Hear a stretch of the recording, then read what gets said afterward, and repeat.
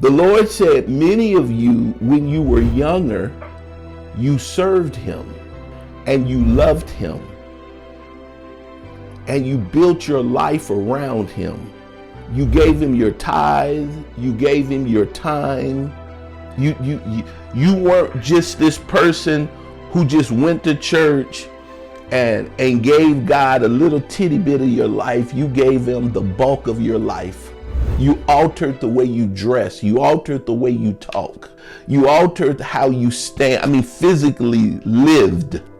You altered your lifestyle. You altered the things you ate and drank, the places you went. Your service to God was on par as an athlete who was training for some huge marathon, or a military person who spent hours and hours and hours training to go into combat. Your service to God was on that level. And then on top of that, you gave him more than the first 10% of what you gave. Many of you gave God 15 to 20% of your income.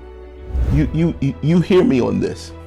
Many of you have gone above and beyond what God has required people to do in serving him. And you did it without question. You honored the men and women of God.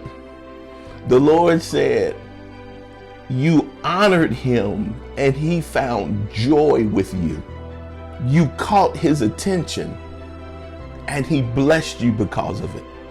You honored him with your life, and then you gave 10% of your income to him so God could build his work on this earth, because the devil's people is not helping God build the thing that the Lord is trying to dismantle. Only a small percent of the people on the earth is helping God do that. You were one of them.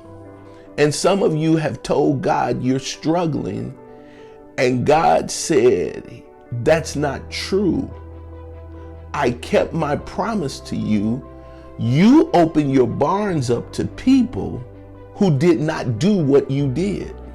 And you did such a wonderful job. And then he responded to you and he filled your barns up, like Proverbs 3, 9, and 10 says.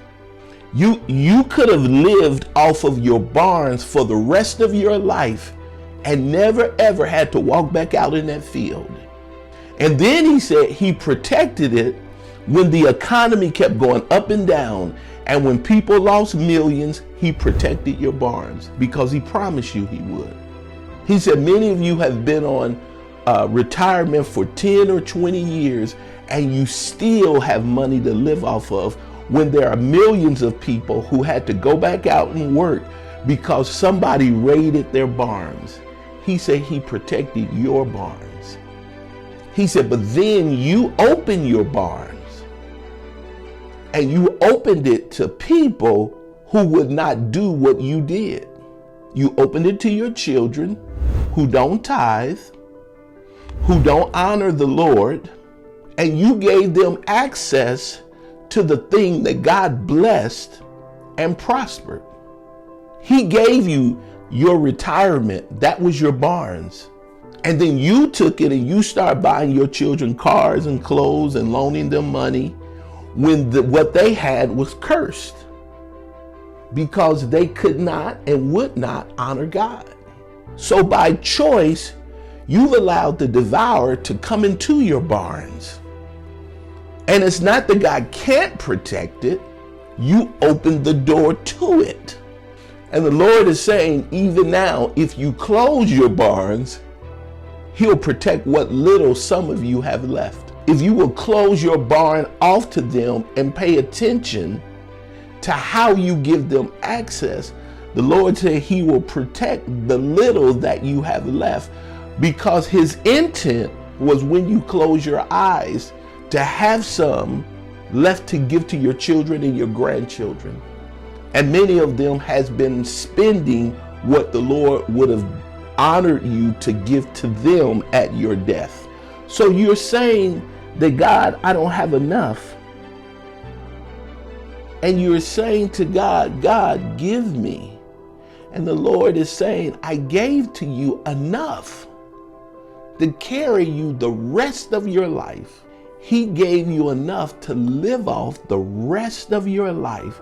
You will never, ever have to go punch a clock and do anything. You were living off of just what he gave you. And if you close that door to them, he'll protect what little some of you have left.